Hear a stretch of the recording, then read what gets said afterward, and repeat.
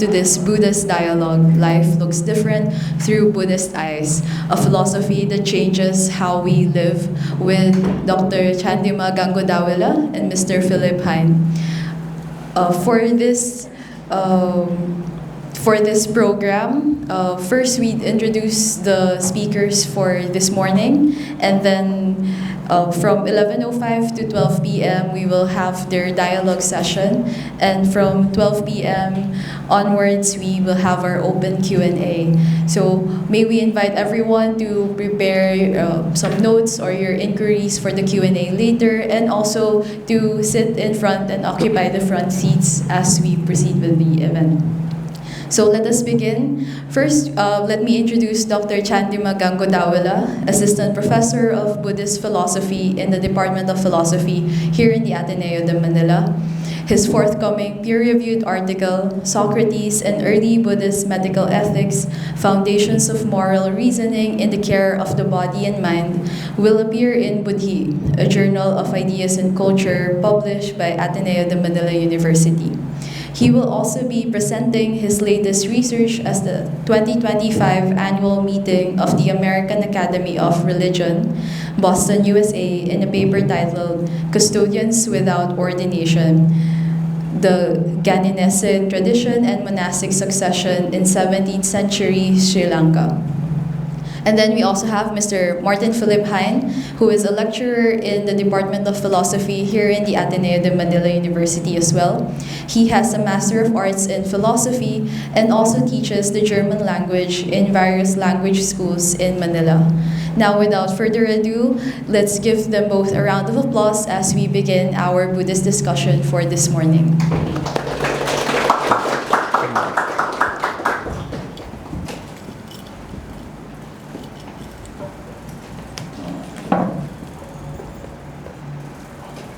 Yeah, thanks for the kind introduction. Good morning, everyone. My students know me already. I'm happy to be here.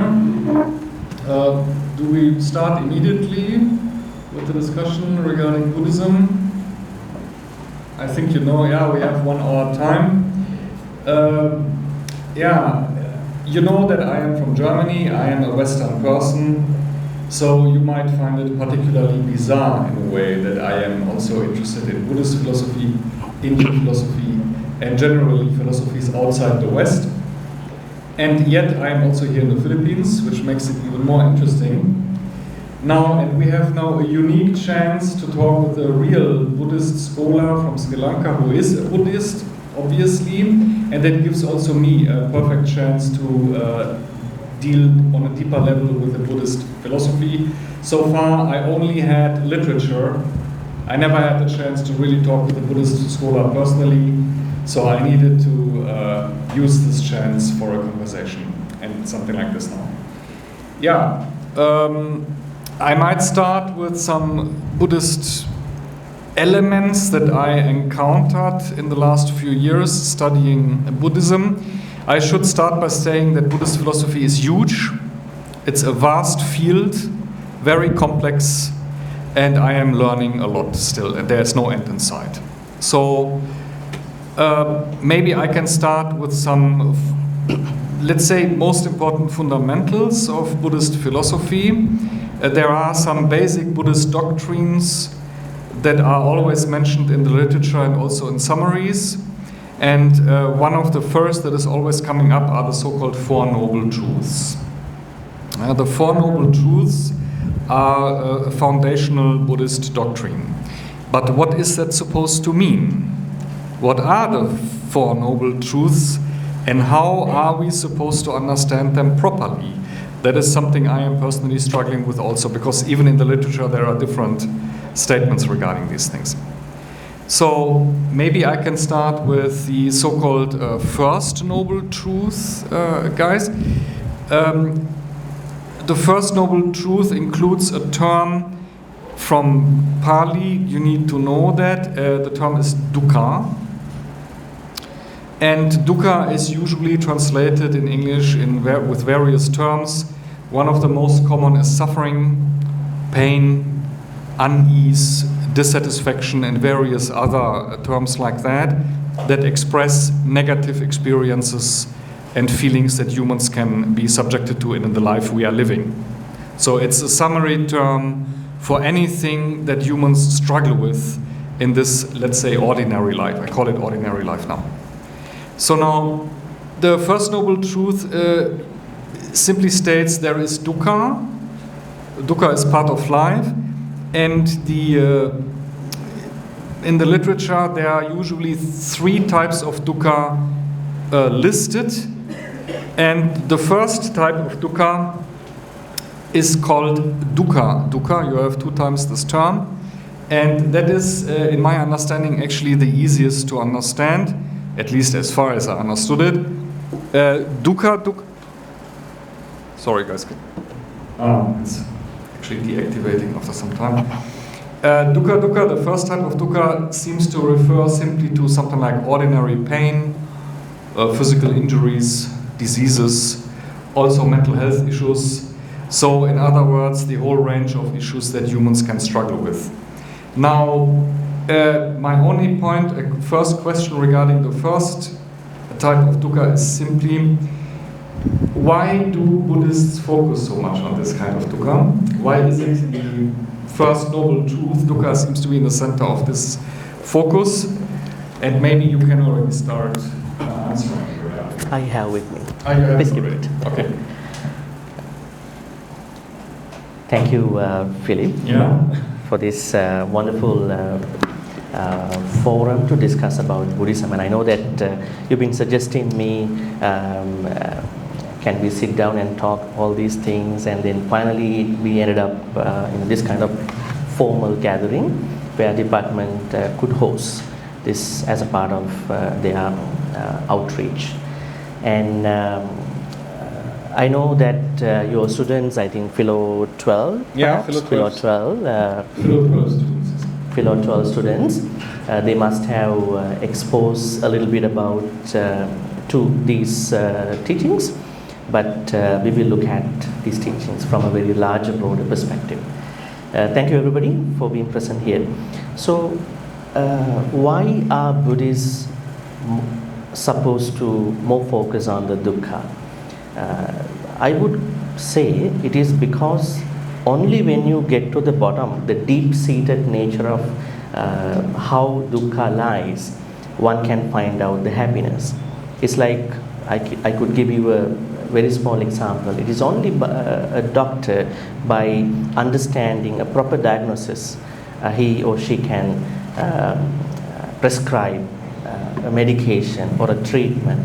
So in the same way, the Buddha suggests that only when we get to the bottom of how suffering is being created and being conditioned and being dragged us down onto the rest of the processes, we can, that awareness, that understanding would help us to understand our happiness, because we are learning dukkha to understand happiness, not to get stuck with the dukkha. So on the other hand, there is a superficial reading about Buddhism to say that life is dukkha. I think this might be one of the questions you might ask perhaps. Yeah. So life is not dukkha, but when we don't have the proper attitude towards what we are going through in our life, happiness, unhappiness, then even dukkha will arise through our happy activities, when we don't understand the volatile, plausible nature of dukkha. So I would say the reason why the Buddha suggests that we need to get to the bottom, how far do we have to get to the bottom depends on your understanding, your way of looking at it. But no matter what, regardless of how you do it, but it's very essential for us to get to the bottom of dukkha, to find how to stay in an impermanent happiness. Yeah. So that's the reason. Yes, that was already a first good response, and I believed so already. You can also correct me anytime I say something that's not fully appropriate. The way I understand this first type of dukkha is you must understand dukkha in its deepest core in order to overcome it. That is how I understood it so far, and that is how I read the literature. Yeah, that's true. That's what I was trying to say. Yes, Yes. I just wanted to support that and elaborate on that just a little more. I wanted to give one example I believe everyone can relate to. If you struggle with the mic, yeah. If you struggle with mental health issues, sorry guys.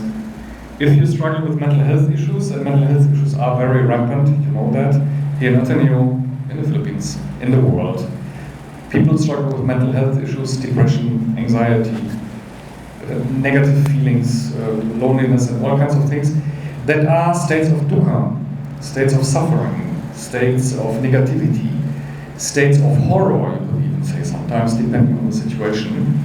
So now, how are you going to solve this problem? You must go down to the root of these issues. What is that, for example? If you suffer from depression and, let's say, anger or fear, instead of running away from that and trying to avoid that or somehow ignore it, you must confront it straight, even slowly and carefully, and go to the literal bottom of this fear. Then, this is also psychology related, psychoanalysis related, you might figure out that your fear is emerging or springing from bad experiences you had before in your life. Maybe you grew up in a dysfunctional family. Maybe you suffer from father abandonment.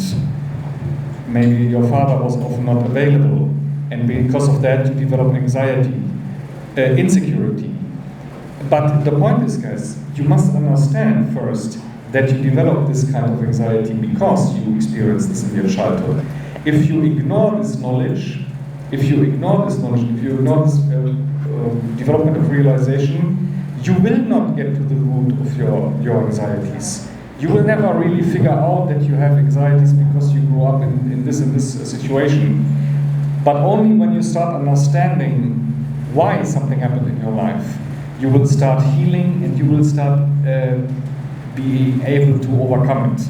That is only one typical example that many people struggle with, that I use to illustrate the whole idea of dukkha, and this is a principle you can apply to basically anything in life.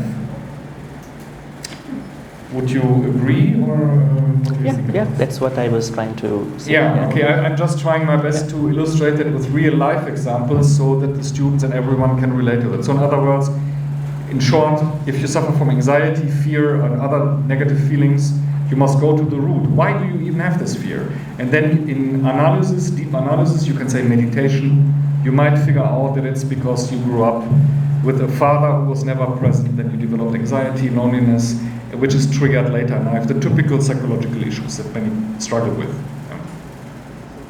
The results of dysfunctional family, alcoholic father, emotionally absent mother, all of these psychological classics that cause negative feelings in a person that you must understand first in order to overcome it. So, okay, now I go now to the first type of dukkha is actually in a way the easiest, you could say. It's about human life struggles, okay. The second type of dukkha, however, there I believe a certain difficulty starts, and I'm also struggling with that. Now, the first type of dukkha is called in the original language viparinama dukkha. The translation for this viparinama dukkha is usually suffering of change or impermanence. So the idea is that change and impermanence is also tied to forms of dukkha, forms of suffering, and forms of negative feelings. Now it's important to try to understand this properly. Based on the literature, one element of this viparinama dukkha is that even pleasant feelings are fleeting. So in other words, you cannot maintain a certain good positive feelings forever. The nature of life seems to be in a way that pleasant feelings are fleeting by metaphysical definition in a way.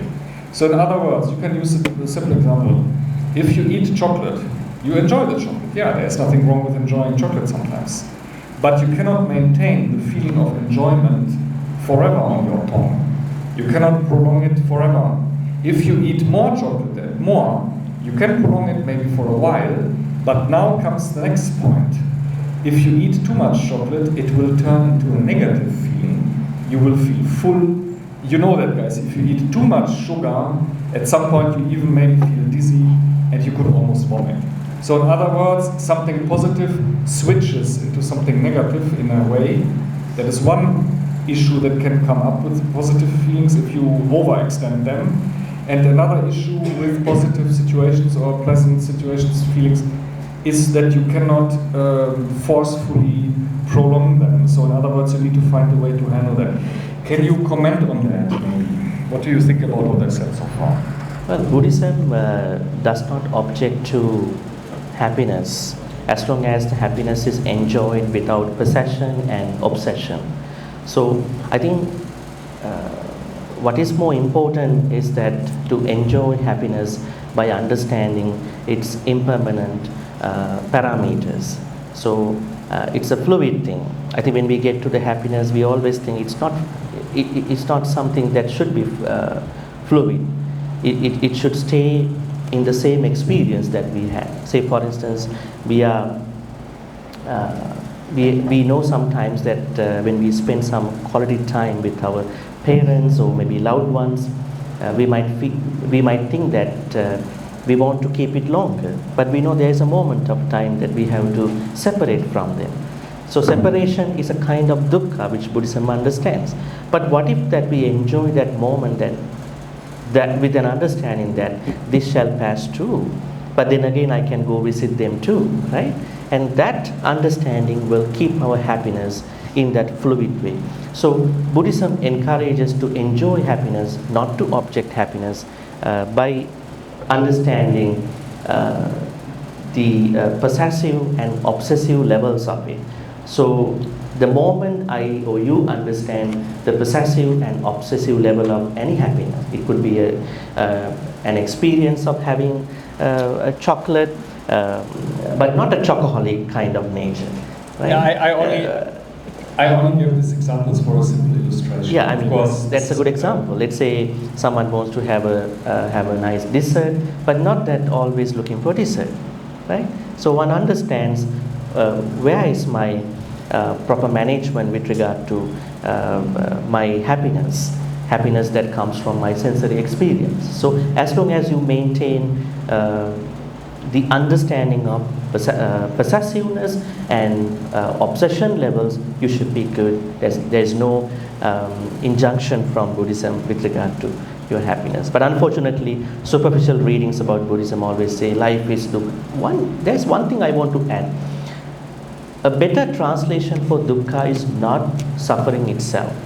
Buddhism talks about dukkha from a range of words depending on the degree of the dukkha. 17th century, especially 18th century Euro-American scholarship translated dukkha to be suffering parallel to the biblical canon. While we are thankful to their discoveries in Asia through their East Asia Company, that was the part of the British colonial activity based in Sri Lanka at that time, British Ceylon. And these officials, when they came to Sri Lanka, they approached certain Buddhist monks at that time who couldn't speak English. So they were trying to manage to learn certain things. But when they went back to Europe, they translated all these Pali texts through certain exposure, definitely high exposure to Bible, Holy Bible. And that was when they added this word called suffering. But we understand dukkha is not primarily suffering, it is unsatisfactoriness, dissatisfaction. Say for instance, if you stay 2-3 hours by sitting here, you will feel, no, I have to stand now, right? So you are switching between different range of your experience. So I think better translation for dukkha could be unsatisfactoriness. But if you don't manage your unsatisfactoriness, it can turn to a suffering too, right? So we have to understand the connotations with regard to the dukkha. So definitely we can enjoy pleasant experiences very interestingly, very happily by understanding the nature of it, especially the impermanent nature of it. Yeah, I believed so, I assumed so, but I did not have an official confirmation, only literature, and that is still a bit, let's say, shaky sometimes. Okay, now, just quickly, viparinama dukkha, the fleeting nature of pleasant feelings, does not mean that pleasant feelings itself are bad, or that you cannot enjoy things in life, the moment it becomes bad, and that connects to the next point, the moment that it becomes bad is if you cannot accept that a certain situation is over for that moment.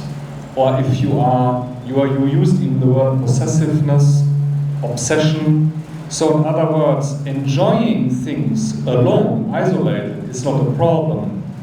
But it can become a problem if you have a negative or obsessive attitude. For example, all of you know that from your own life experiences. If you are in a relationship and you enjoy time with your partner, and then the partner wants to go because he or she is busy, maybe you will be a bit disappointed because he or she has to go because of some obligations.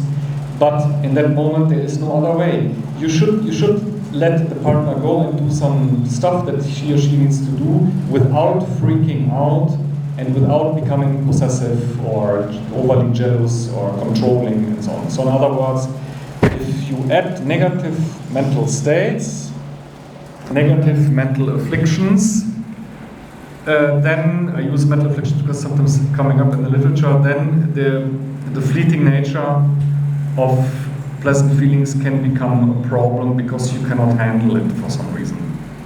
Now, this ties to the next big point that is a huge topic in philosophy. There are articles and books dedicated only about that, the term attachment. Now, in Buddhism, usually the way I read it so far, non-attachment, peaceful non-attachment seems to be encouraged, and attachment is often depicted as negative. Can you elaborate a bit on the idea of attachment and non-attachment in Buddhism? Because there are, I think, a lot of clarifications needed. Well, we have two types of attachments which Buddhism deals with. One is positive attachment, the other one being negative attachment, right?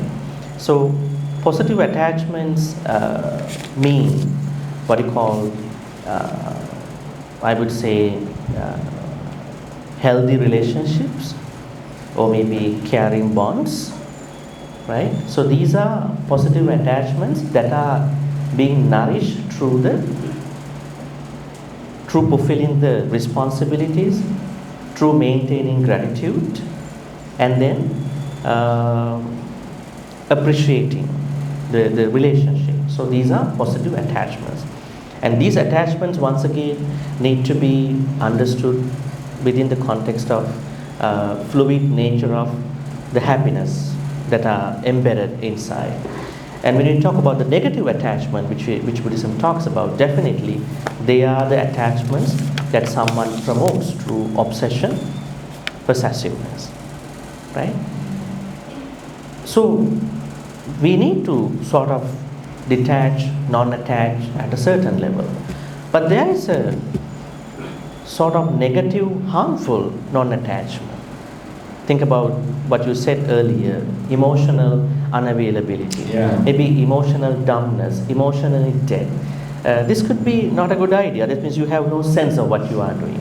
So I think this is kind of stepping out of engaging in the responsibilities that you are supposed to do with regard to your parents, loved ones, and even your studies, right? So you can't be emotionally dead. It's not something that you can do. In psychology, we understand an emotional deprivation. So Buddhism talks about, yes, we have to carry healthy relationships and caring bonds while understanding the ethical parameters of them, the understanding the impermanent nature of them. On the other hand, we also need to understand the non-attachment or detachment with regard to greed, hatred, delusion, and also need to have a proper understanding about emotional dumbness, emotional unavailability, emotional deadness. These things also have to avoid, because if we don't avoid, they will take us over, right? So we have to find some sort of balance, kind of a sweet spot between positive attachment and negative attachment. Yeah, Yes. that is exactly what I assumed already, and I'm happy that you give me the confirmation. I put a lot of effort in my PowerPoint presentation to distinguish between, now guys, please listen, okay? positive attachment and negative attachment, as you said, but I also added positive non-attachment and negative non-attachment. So you have 4 categories, and I always emphasize that Buddhism seems to balance out all of these elements in the so-called middle way. The middle way is an important idea in Buddhism, the idea that you should have a healthy balance. Just very quickly, guys. Positive attachment would be healthy relationships, a healthy connection, mother, child, that's obvious. Okay, there is no issue with that, it's even needed in life. Negative attachment would be possessiveness, jealousy, controlling behavior. Guys, you can probably sing a song regarding these things. Imagine you have a partner who will message you every 10 minutes, where are you, what are you doing? Not trusting you, and so on and so on. You know it, guys, you don't need to argue about that, okay? So here you have a relationship situation that is tainted and almost becoming toxic by these attitudes, you know it, okay? Don't need to elaborate on that any further. That is an example of negative attachment. Now, positive non-attachment would be something like a certain serene and peaceful attitude, not freaking out because of every problem, not feeling offended because a meeting didn't work the way it should have, and so on. Having a stable, peaceful mind and feelings within yourself, and if something goes wrong in the external world, you don't allow that to affect you too much. That would be something like positive non-attachment, but I also added negative non-attachment. And negative non-attachment would be something like emotional detachment in a negative sense, carelessness, ignorance. You walk here and you don't care anymore about what's happening in the world, in your surroundings. Of course, this is a kind of non-attachment that is nonsensical and even destructive. Okay? So it is highly important to identify clearly these types of attachment, to even add many examples for each category, just for illustration, so it becomes clear what that means, and to realize the importance of balancing out such things. Yeah. Yes. If you want any additions, you can. No, I think. do so. I think because of the timing, we will go over the questions. Okay. Yes, yeah. we have half hour left. Okay, I will Yeah. do my best. Now I have here various things. I will now. Okay. Hold on a second.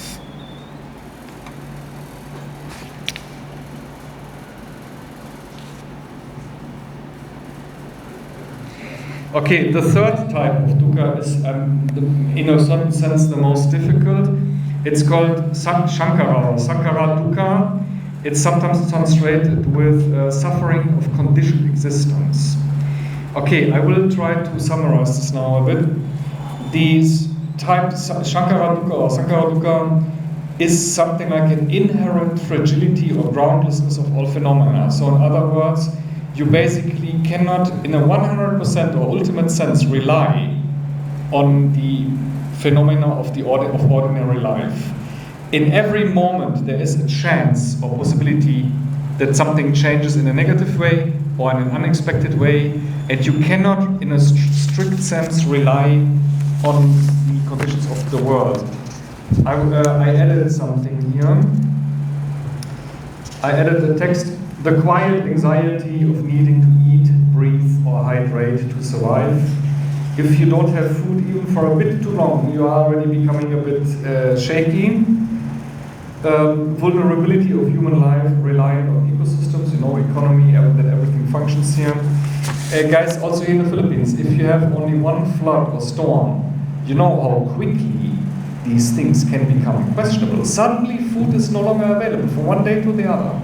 And what are you going to do? That is already a sign of the inherent fragility of life. Okay? Then you have, as the next point, the dependency and fragility. Yeah, everything requires endless inputs. The body needs food and air. We had that already. Also the idea is that there is an inherent instability in all of phenomena. Life. Can you try to elaborate on that a bit more? The third type of dukkha.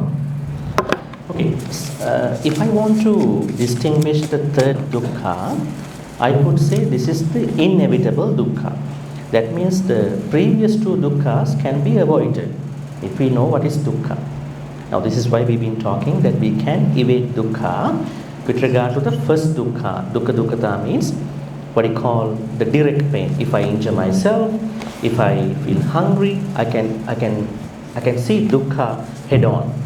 But the second dukkha can also be diminished by developing a sort of idea that things are fluid. And the more I understand the volatile, dynamic, changing nature of the dukkha, then I can also understand, and perhaps I can get rid of my viparinama dukkha too, that second dukkha. But the third dukkha is inevitable. This is the question. Why it is inevitable? Because Buddhism looks at every phenomenon or all phenomena as a structure of cause, condition, effect, structure. So, we are conditioned beings. That means we have a very core. The very core that we carry is 5 aggregates. What are they?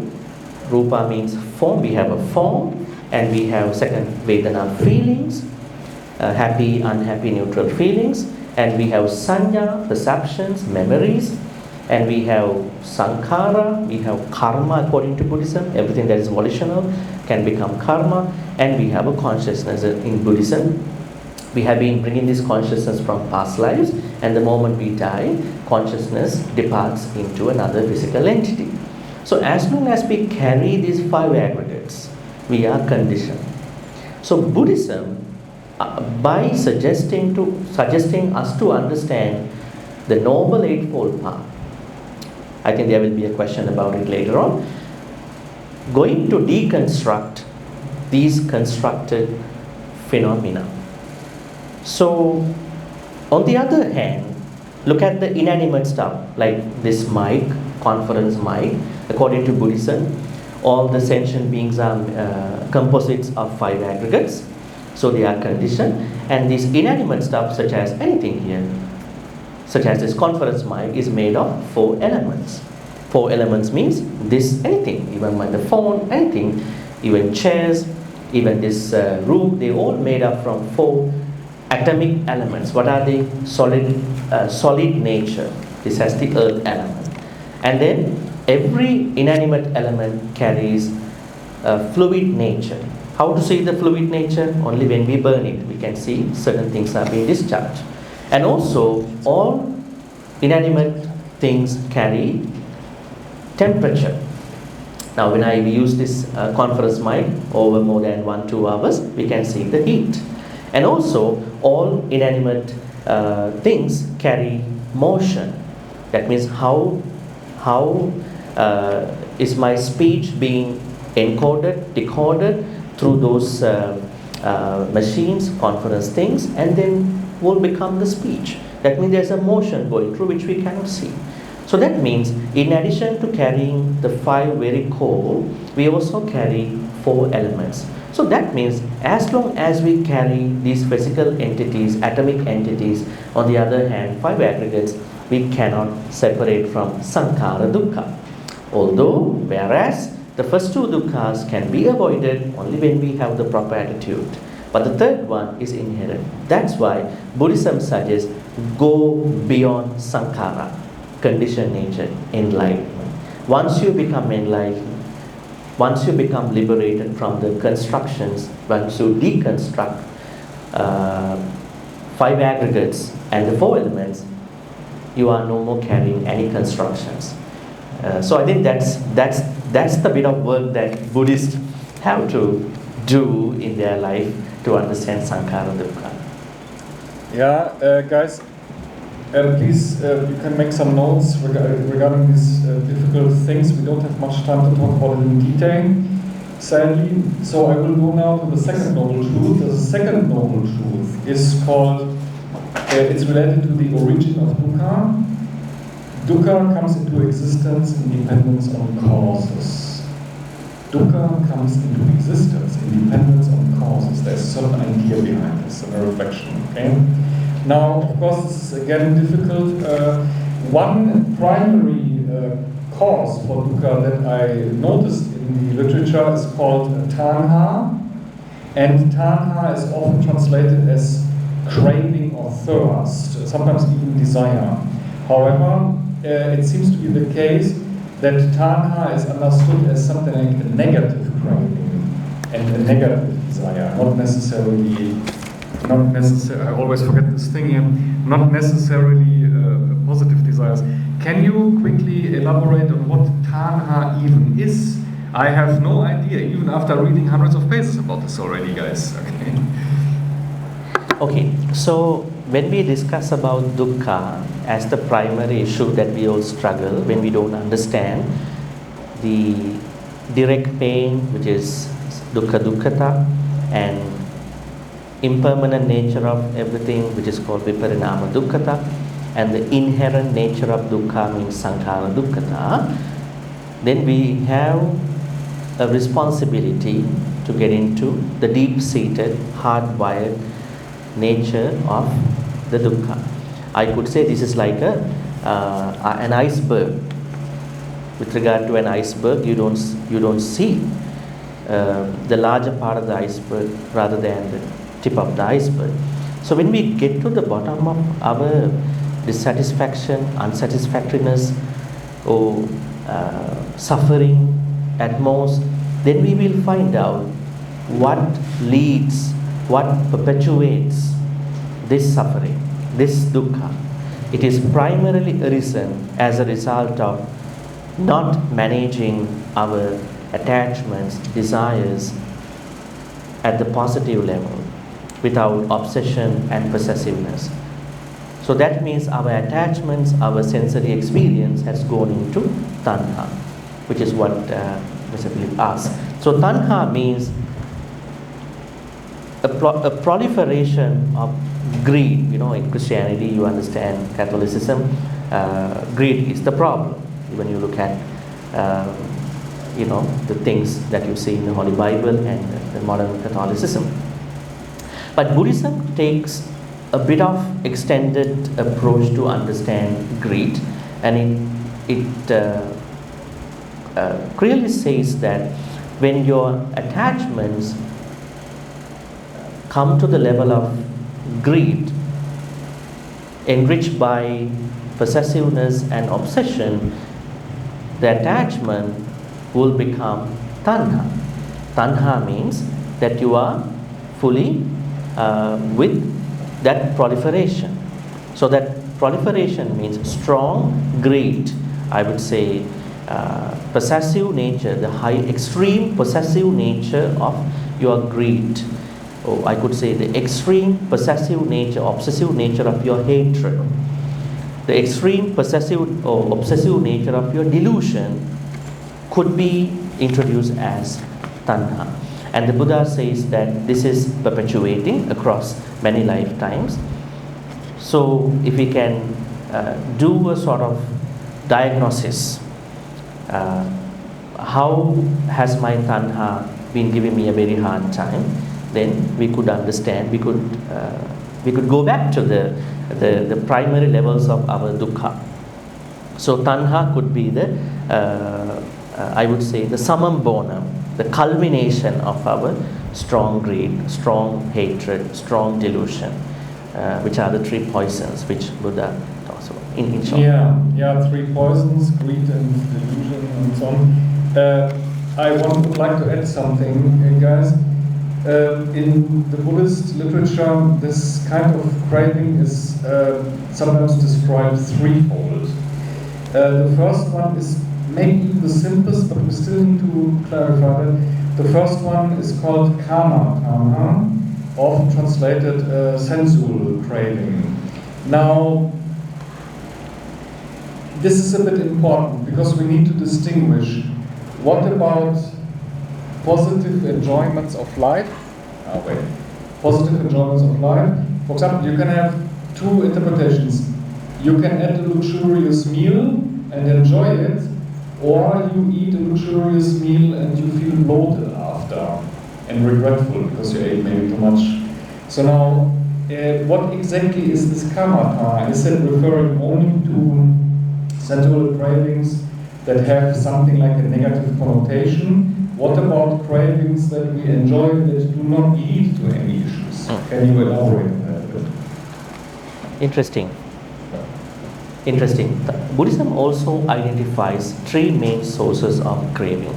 One is kama tanha, sensuous craving, or sensual aspects to sensory experience. And second being bhava tanha, that means eternalism, I could say amoralism, or perhaps thinking that something is eternal according to the Buddhist thoughts about sensory experience.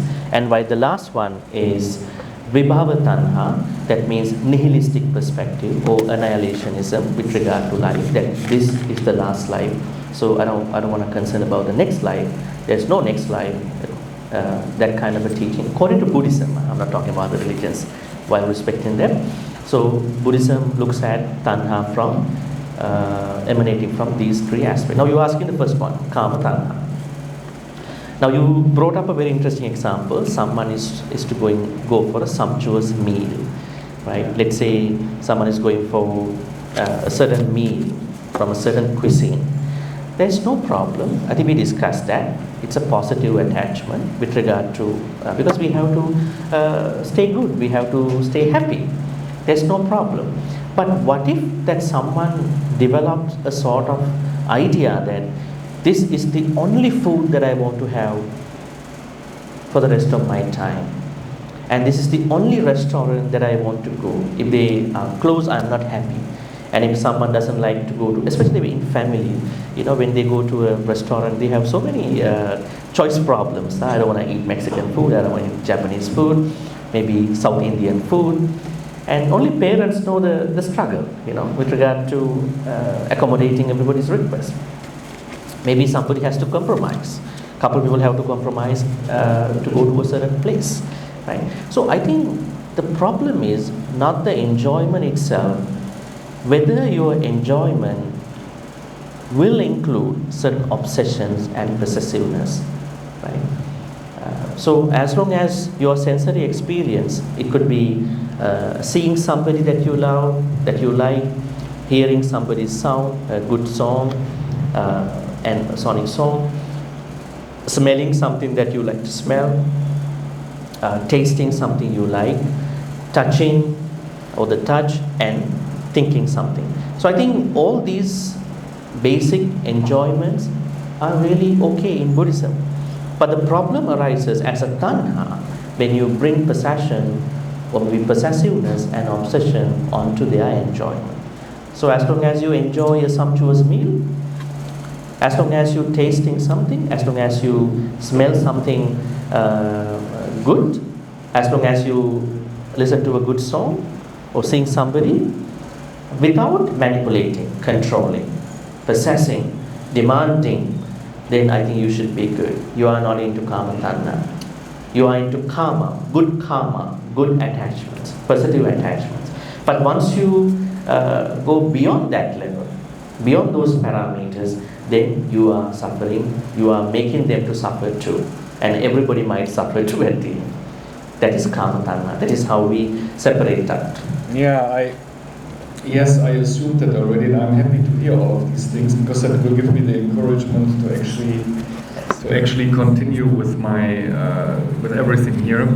Yes, I believe so, guys. Just quickly, kama tanha can be. You can have hundreds of examples. I use a simple example with the food just for illustration purposes.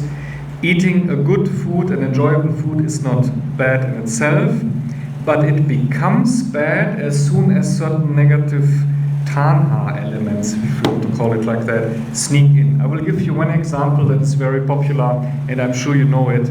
It's sometimes called online emotional eating. You heard from that, right? You eat not because you really have to and are hungry and your body needs the nutrients.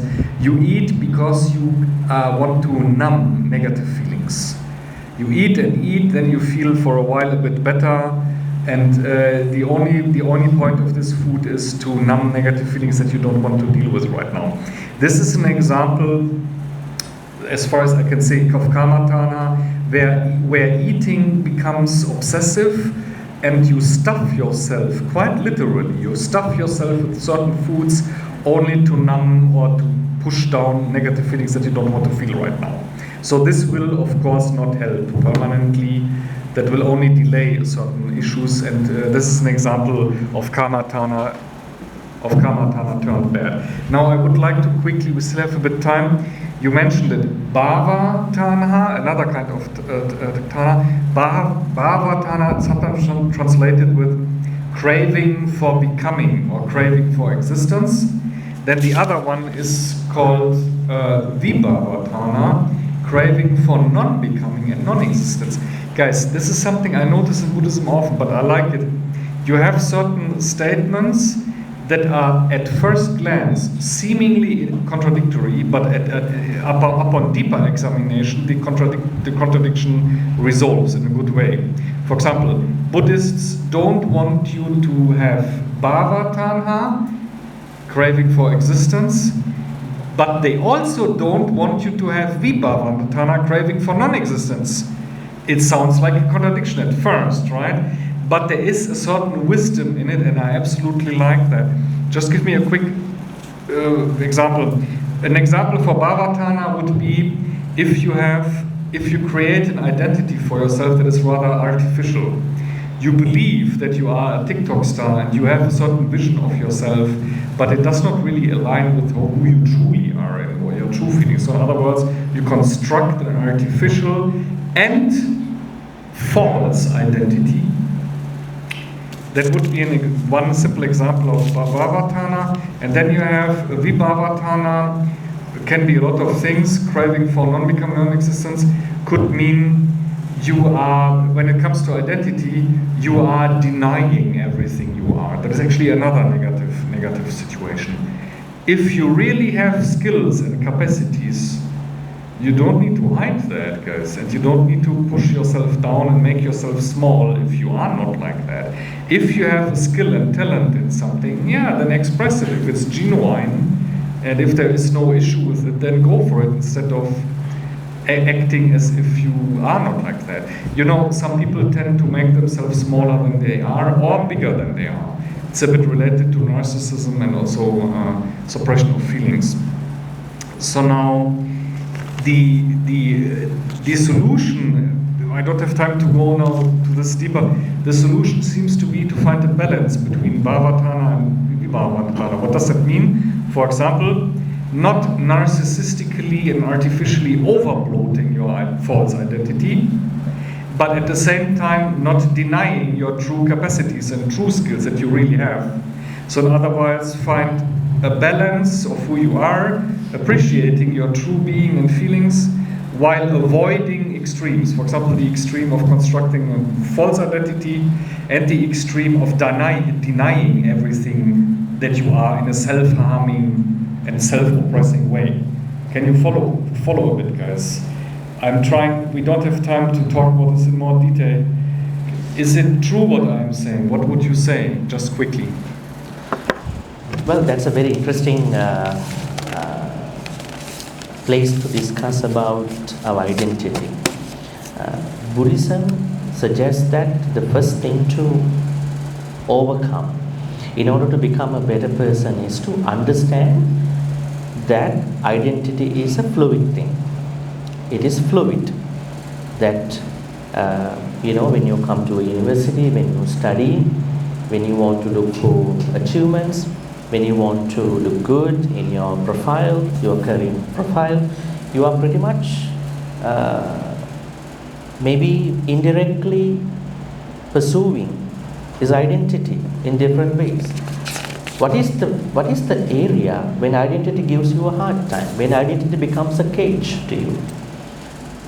When self-worth is going to be only understood through achievements, and you have no other yardstick to understand your self-worth. Maybe your perhaps your other successful things are only pursued from external things. Then your identity itself becomes a problem to you. That is when you come to the eternalism. That means second tanha, bhavatanha. That means While Buddhism suggests us to properly manage our identity by understanding that it's a flowing thing and we are being changed and we are not the people who came here by 11 o'clock or 11ish. Why?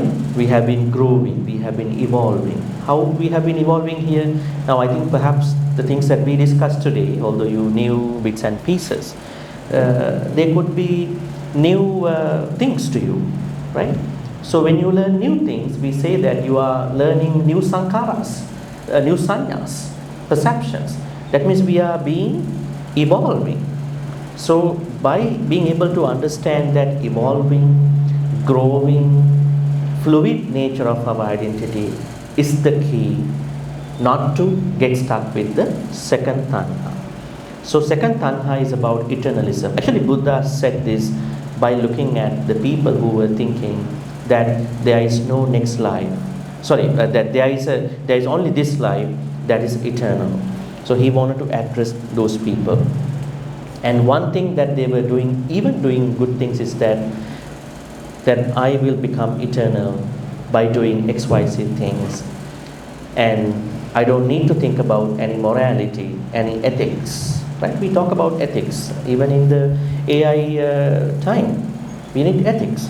Right? We don't want someone is going to create somebody's good nature through, AI by contradicting that person's image. We don't want someone to create someone's video by using AI to show look bad, look evil. So ethics have finally come down to everything, right? This is why the Buddha is saying that bhavatanha arises when someone doesn't know the true nature of identity. Identity is not eternal. It is fluid. When I know my identity is fluid, then I want to become a good person. I can grow myself. I can grow in compassion and wisdom. So that is the answer to bhavatanha. Otherwise, we might think, no, we are very permanent beings, and I'm not going to change for anybody, and this is me, myself. That will create a huge amount of tanha. I think this is what is happening in the fanaticism, intolerance in today's world, in politics, everywhere. They don't want to change, and they want us to understand their nature, not in that evolving nature. So I think bhavatanha can be seen everywhere in the world, not even in our personal life, in the collective world. Yes, global politics too. I also was thinking about it. I just didn't mention it because we are running out of time. Very simple example of anatana, stubbornness. People who refuse to change if they should change. People who are stuck in certain rigid mentalities that are even harmful and are stubbornly and arrogantly refusing certain ideas and so on. That are all examples of bhavatana that will make life miserable for that person and the other people who are dealing with the person also. Okay, now just one quick addition to the bhavatana, just for clarification and addition.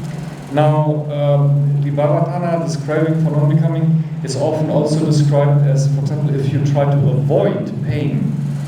Yeah, of course, it is understandable that you want to avoid pain. Who wants to experience pain? But it is important to understand what that exactly means. Sometimes you need to confront pain in order to overcome it. You need to accept that you have an infection, for example, and you need to do the right steps to deal with this infection. And that first requires that you notice that it is there, and that you need to do certain steps to tackle that. Another typical example are painful feelings. You cannot always numb and ignore painful feelings. You need to confront them at some point and ask, what is really going on in myself? And why do I have these negative feelings? And that requires that you transitionally experience painful feelings, maybe. It's not good, of course, it's not nice. But a healing process is at first painful because you need to confront that. And then at some point, through evolution, you use the word evolution, trauma healing, psychology, and so on, you can overcome a trauma by going through the pain, and at the end you have a resolution and a release, finally. Okay? But this is not possible by avoiding it simply. If you avoid that, then nothing is tackled and nothing is processed. I just wanted to add that. So we have 5 minutes left. Just one more thing. The third noble truth is called Nirodha.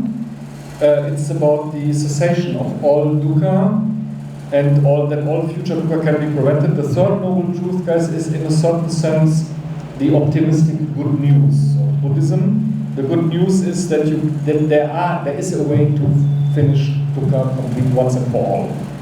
And this is usually connected to the idea of nirvana. Nirvana understood as the highest peak point of development, if you like, or enlightenment. But before I go on here, is it possible for you to somehow describe what nirvana actually is and what it not is? Because, again, in the literature there are different descriptions and it is sometimes not clear what it means. Can you describe nirvana? All right. And when Mr. Philipp mentioned about 5 minutes, that's our discussion, and then the rest of the 30 minutes will be Q&A, okay? Open Q&A. Okay, I want to touch about Vibhava Tanha shortly. Vibhava Tanha, as you said, tells us to deal with our pain. Buddhism is not a smart drug, like transhumanism mentions. Using a smart drug, you forget about it. It's not a painkiller. You have to look at it. The more you look at it, you will understand the deep-seated nature of the pain, and you will be able to manage it. Nowadays, pain management theories, there are so many pain management theories in the West. They are always talking about live with pain, not create hatred towards the pain. How to manage pain, right?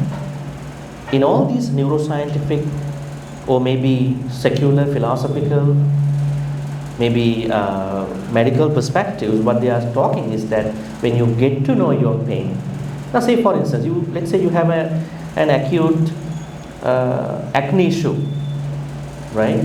You're having acne, pimples, time to time. It's always in the morning you get to see your face through mirror. I got pimples, I got acne today, right? Actually you are having pimples. What if you try to forget about it? I'm not going to be concerned about my pimples anymore. That's just something that we all may go through.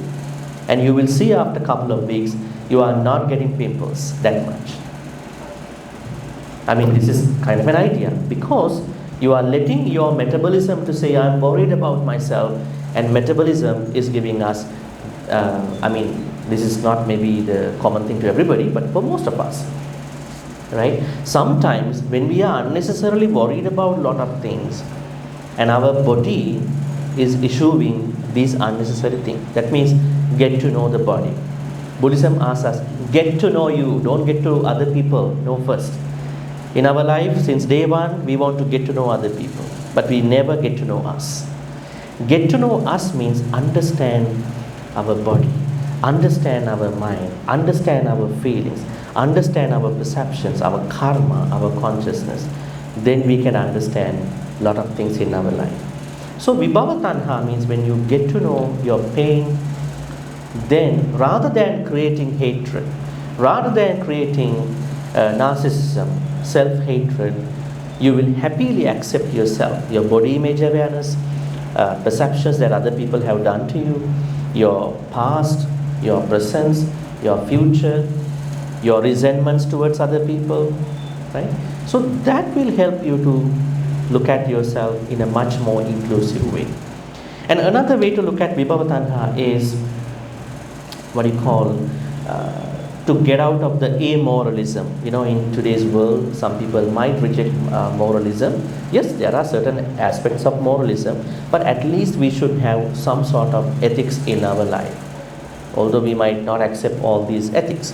So then, when you understand that, you will think that, in Buddhism, I'm talking from Buddhism, when we die, depending on our karmas, we will be reborn.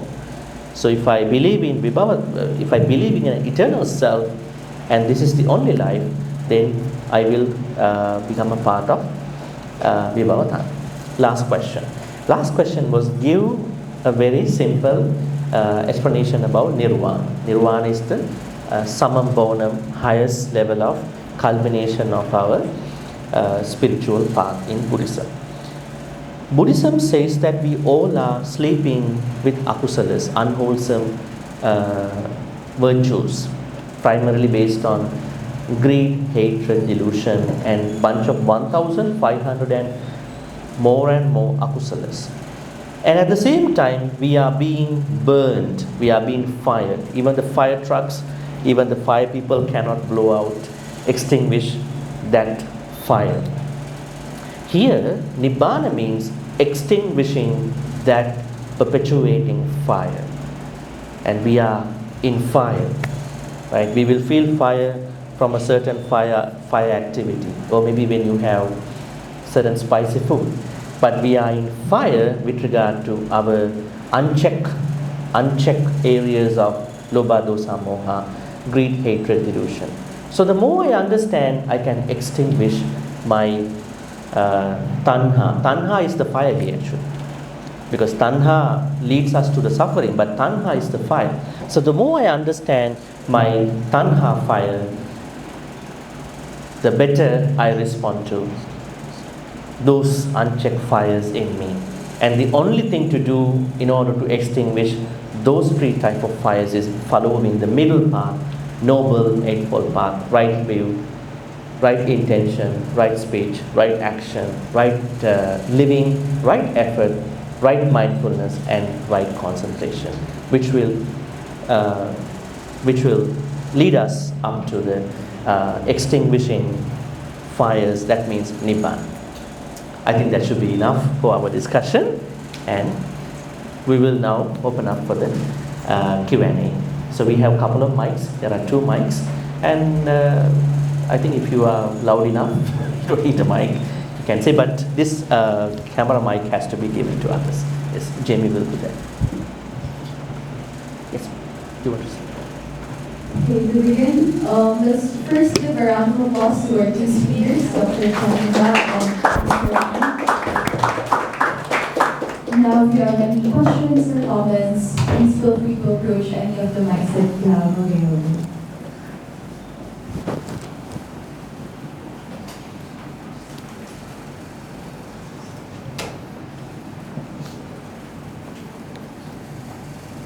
If I may I? Yes, ask a yes, question? take the mic, please. Guys, feel free. This is a unique chance. And we are happy to see Professor D over here. Good to see you. Yes. Yes. My question is quite simple, I hope. Is it possible to perceive an orientation towards enlightenment as a form of volition, wanting to be enlightened as a kind of dissatisfaction in its own as well, in the same way as how we might, for example, the analogy that I'm thinking about it is how it's possible in our life to feel trapped towards addictions, for example. Like when we're in a state of addiction, we don't perceive that dissatisfaction as a kind of negative sensation because we're getting something out of it. And so is it possible to have that similar perception with something that is conceptually good, like enlightenment?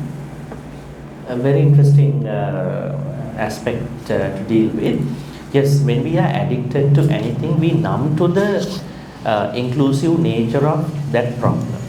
Now you are picking up sensory experience. Let's say someone is addicted to fitness, or someone is addicted to body image awareness. So when you are addicted, you may not be able to see a sort of full nature, complete nature of that experience. Yes, in the same way, when someone doesn't know, cannot understand the enlightenment pursuit, someone can be addicted to search it.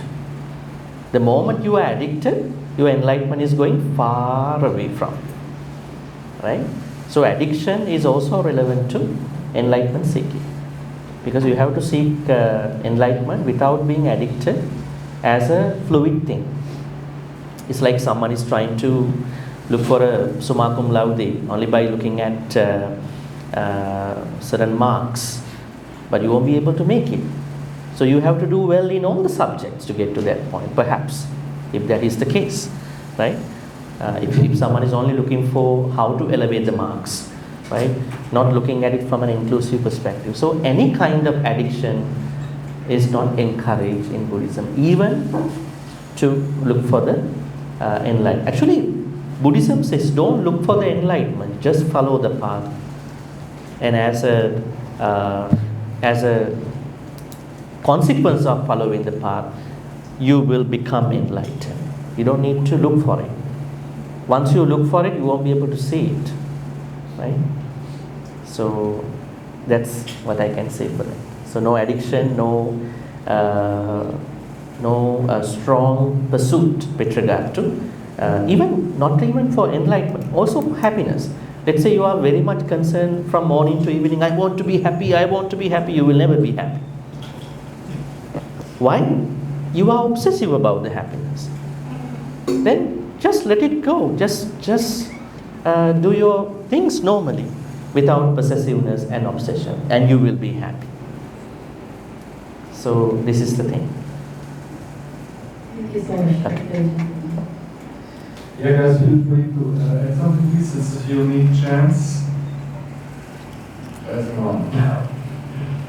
Sure, you can. Go for any questions, and Jamie will give you the mic. Please. You don't have to stand. She will come to you. Please raise your hand if you have a question.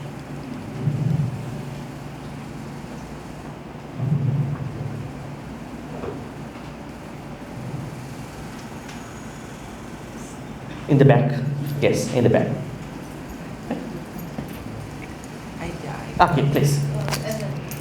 Yeah. After Hello. that. Hello. Am I Yeah, audible? please. You were able to mention that change is an important aspect for everyone. But I wanted to ask if when do you realize that you need to change, or are there any criteria? Like, let's say a person would say that I wanted to change. Is it more on the criteria of realizing that he did something bad, or is that a criteria? Is there a criteria that he realizes that I'm not doing anything, I'm not growing to anything, therefore I need to change? So are there any criteria on when do I realize that there is a need to change to happen? Well, that's a very interesting question too. When should I change? That's a very personal thing to think about. Because in today's world, people don't like to be changed, right? They want to fight for their stand. They want to fight for their words politically and all that. I think what you need to understand is keeping growth as a good virtue in your life, and think about, is it possible for me to become a better person? Now think about, as a student here, you are not doing well in one of the courses, and you are not submitting, you are not uploading the stuff. That's a wake-up call to change, definitely. You don't have to wait for it. And professors are marking your papers, good, you are not even deserving for a B+, right? That's a wake-up call. On the other hand, personal life, you have a lot of complaints from your loved ones for, as you said, emotional unavailability. Maybe listening. You have been a passive listener to your loved ones, even to your parents. That's a wake-up call to change. Think about your plans. What will you be doing after you graduate? I think you are in the third year, I guess, right? Third year, most of you. And what I think your sophomore instincts might be going already away. And what will I do? Can I land on a good job after this? I have to change my perspective, right? Beyond, I came to the Ateneo a few years back, right? Let's say I have become very impatient in my life. That's a wake-up call. A lot of people are not happy about me. I have to change. I think that is how we have to trace the moments of changes. Otherwise, I'm not telling you, hey, change everybody today, and then you will go to somewhere. No. It's a very personal kind of search. And whenever you feel I'm really, enough of that nature, I deserve to be changed. Otherwise, I think I will have to struggle a lot, physically, mentally, and also financially at a certain point. Maybe if I'm allowed to add something to that, I believe you need to keep in mind, in the context of Buddhism, you should maybe keep in mind also this whole idea of karma and resonances of life. You ask, yeah, when am I realizing how to change and when to change and so on. Sometimes you will have bad life experiences that can be so harsh that it's like a wake-up call for you to change. It's always good to add some very strong real-life examples. Imagine you have a partner, a relationship, and your partner will tell you at some point, you know what, I can't anymore. Okay, you are not doing this and this, and you are doing this and this. This is making the relationship toxic. So, in other words, you lose a person, you lose a human being. And that can be very painful depending on the situation, and that can be a very tough wake-up call. Losing friends can be a wake-up call, failing in some ways. So in other words, if you ask, yeah, when am I realizing to change? When life throws you karmic resonances, I use now a bit the Buddhist language. If life throws karmic resonances at you, relationships break, friendships tell you, leave me alone, I don't want to deal with you anymore. You lose people at work, and I don't know what happens, can be all kinds of things. Then you will maybe get a mental or emotional crack, and you will start realizing, yeah, maybe I really do something wrong on my part also to bring about these issues, and maybe that will initiate a realization process. Okay. One more addition, in some cases, even bad life experiences will not lead to a change in some cases depending on the person, but this is only the case in very severe and extreme situations. For example, very severe and extreme narcissism where the chances that the person will change are basically zero, and various other things. But in that case, you must still also keep in mind the Buddhist idea that Buddhists or the Hindus also believe in reincarnation. They do not believe in only one lifetime. So even this person who is refusing completely in one life might have a chance in another life to finally wake up, in a sense. Okay, so that might be a short response to that. We have a question from the... Yeah, in the back. Yes.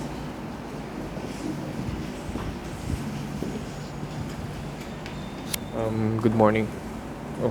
Good morning, everyone. So, I just have a question regarding one of the things that we commonly see are fallible. As human beings, we are fallible.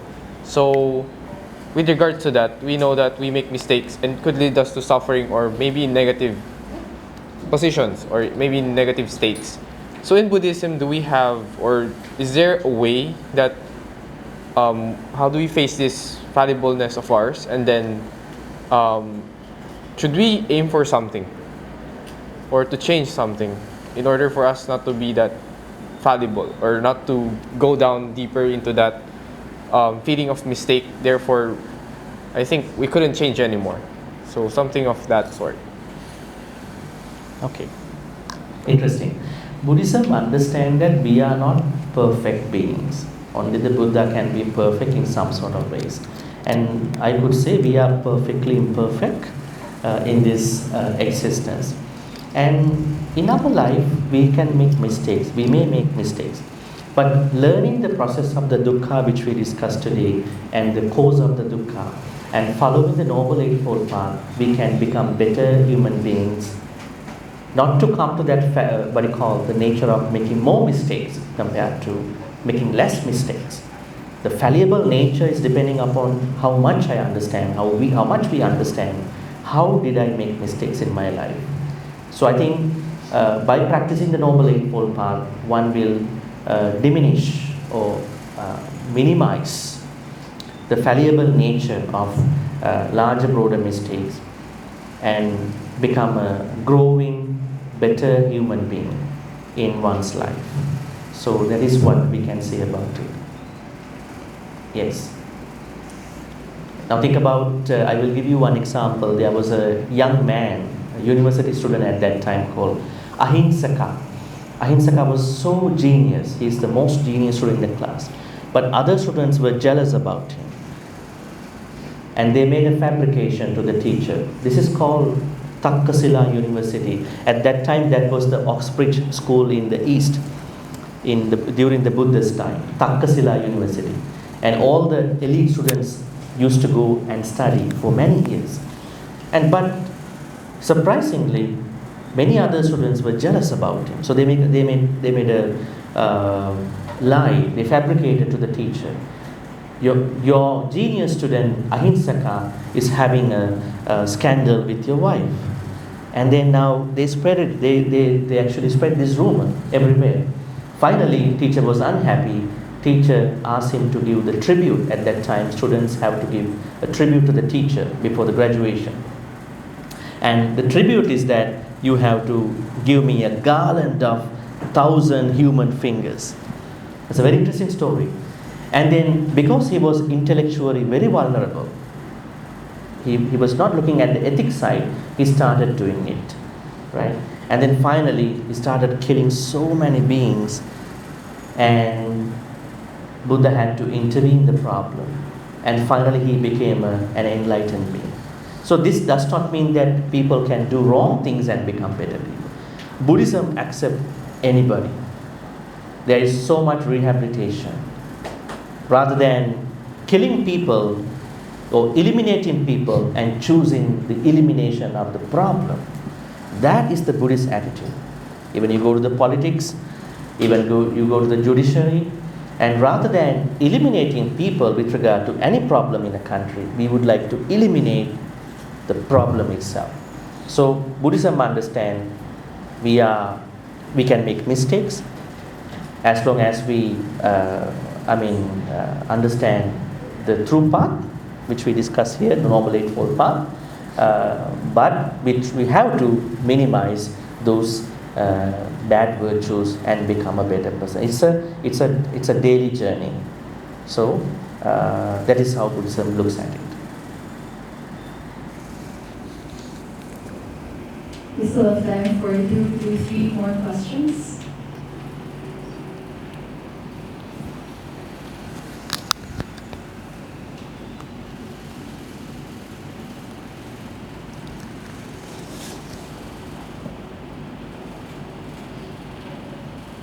As we wait for that, may I ask a follow-up question on that story of the patient? What exactly What exactly did the Buddha do to help resolve the situation with the student? What happened after the student started? What happened to that man? Okay, what happened was that he was killing 999 people in the story. And he killed one person and take one finger to make it. He has to kill 1,000 people. And then at that point, he has become a very much nuisance to the whole country, the Kosala state. And the king decided, I'm going to bring special forces to take him down. And his mother overheard this. Because mother understood by tonight he will be killed by these special forces. So I want to go and then talk to my son and make him a better person. And Buddha understood, now at this point, he is short of one finger, he will kill anybody he'll get to see. So before his mother is to see him, I should go and talk to him. Because he's an intellectual guy, but something wrong with this person. So he went there, he was very happy, a Buddhist monk cannot walk that fast, I can get my target, 1,000 target. And then he was telling the Buddha, hello monk, stop right over there. And then the Buddha said, I am not running or walking, you are the one who is running and walking. And he was thinking, monks don't lie, perhaps he's saying something true. So he was thinking what he was referring to a metaphorical example. The metaphorical example was that I'm navigating across samsara existence, many lifetimes, rebirth, and he has stopped the rebirth. That is what he is trying to allude to me. So his intellectual aspects were kind of culminated through ethical aspects. He dropped all the weapons and he he begged the Buddha, can you please tell me the real life, the meaning of life? And he became a Buddhist monk and he was enlightened. That's the craziest part. It's not the craziest part. That was the very surprising part. Then somebody might argue, how come someone having killed over 1,000 people could get enlightened? And we should not compare this to us. The reason was that he had done the homework in his previous lives. He had followed the Noble Eightfold Path to an extent where he could attain Nibbana, enlightenment. So this story even says that even the worst criminal can find space in Buddhism. We don't have to criminalize anybody. Just because you did this and that, we have to treat even the criminals in that perspective, like how the Buddha looked at it. So I think fallibility, the nature of making mistakes is perfectly normal, but don't take it for granted. Understand, when you understand that you can make mistakes, you need to go beyond of these mistakes, being able to understand our own mistakes and to become a better person. That's the story. Thank you, Dr. Chandima. On this side? Guys, I think I can say Yes. you will, no, I will not ask anything. I just wanted to, you will leave, and it's not yet clear if you come back to Ateneo, right? I will be one day. Yes. Yeah, so guys, please use your chance and talk with this person for as long as he's still here. But I hope you will come back, you know that already. Okay? This is a Buddhist monk from Sri Lanka, and you will not have this chance anytime soon again after this.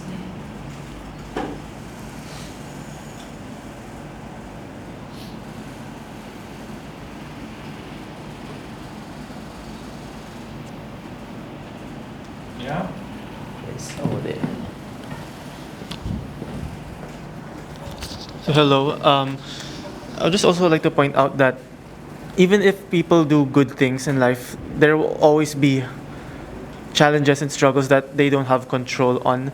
And how does that affect people? Because even if a person is good, and if they try to do good, they will still suffer and struggle, and sometimes it will still hurt. So how does that affect a person to change if he's already doing good? And Can I quickly, do you have an example?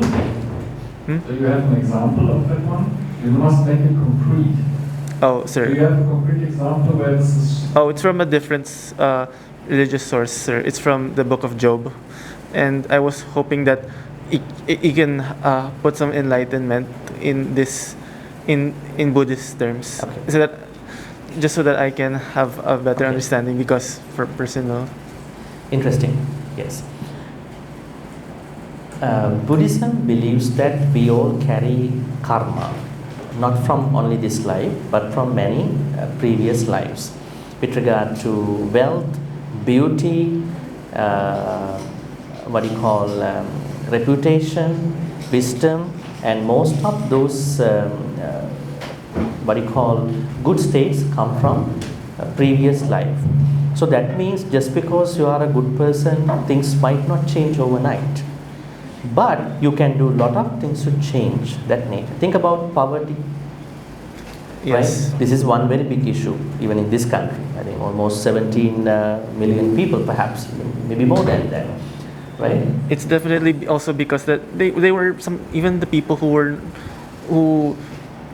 those who were born in those places, they didn't ask to be born to be poor, and Yes. they want to change. They didn't do Yes. anything wrong, I tell you and how to even change. maybe even a typhoon, and then they didn't do anything bad, and yet here they are suffering from something that they didn't do wrong. So why is it happening? Okay.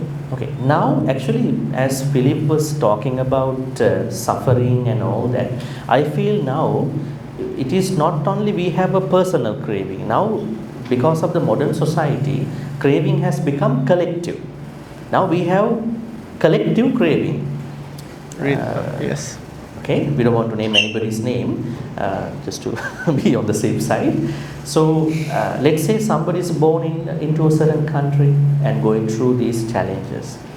What Buddhism says is that you need to, you may be born as a poor person, according to Buddhism, but you cannot die as a poor person.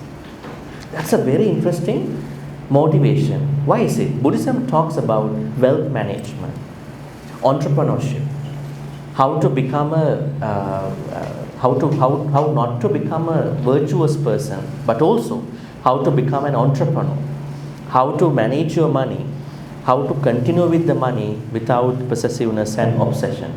I think if you can follow that, because not everybody is poor in this country too. There are people who are doing very, very good. Maybe the problem is the gap. Why is it? It is not only somebody took somebody's money. If you follow those teachings according to Buddhism, in that section, you can become a much better person. So there are lots of teachings. I could give you one example. Really? Buddhism talks about overspending and underspending habits. That's a very interesting aspect about wealth management. Let's say someone may have some money, but one has to avoid overspending, that you are spending over your income. And also you are underspending. You are not going to go for a medical checkup. You are not spending money for necessary aspects, right? This is one area. And also Buddhism talks about how to become a well-to-do person, right? And Buddhism also talks about when money is not equally distributed by the government, crimes are inevitable. Right? Crimes don't need, now people are talking crimes only from a moral perspective, because people do bad things, they have to go through it, right? There's definitely more than that, sir. And also the fact that there are, sorry. Yes. It's just that the situation that they're in, it can also lead to this. Like, for example, when a country is poor, that's when corrupt officials thrive in. Like in the Philippines example, like there are the mga powerful families that control, and their actions lead to suffering. And yes, and it's because I also like to think that the personal of suffering can also affect the suffering of others. So yes, it's collective craving. Those people who are responsible for those acts, they were engaging in those acts because they have a collective craving. They were collectively doing it, right? So now, as people who are very conscious about the problem, what they have to do is not just go and chase them out. Make a good system. How to create more transparency in those activities. And not even transparency is done by another body. That body also has to be transparent. All the mechanisms have to be transparent. Everybody has to be checked, right? Then only this can be avoided. I think people like you should be able to talk about this from a very intellectual point of view. Yes, it also points out that these societal issues also stem from the personal. And an example of this is, family, the value. If you value your father and your mother, you can value the people around you. And because you can't always scapegoat or hate, because that, like as what you and Buddhism said, that can't. There's no change. There's no going anywhere without changing. Or you don't hate the government. You should change it for the better. Yes, we all have to change, right? Yes, we all ourselves. have to change. Personally, we have to change. That is what we've been discussing. We have to change as a society. We have to change as a family. We have to change as all these aspects. Okay, so again, that's all. Thank you very much. I think we can wrap this up and we can take a group photo before we disperse in a minute of time. Yes, sir. Of course. Yes. Yes, you want to say anything to formally finish? Yeah. Okay, everyone please proceed in front for a quick photo session. And once again, thank you all for attending this morning's dialogue, and thank you Dr. Chandima and Mr. Hein for facilitating.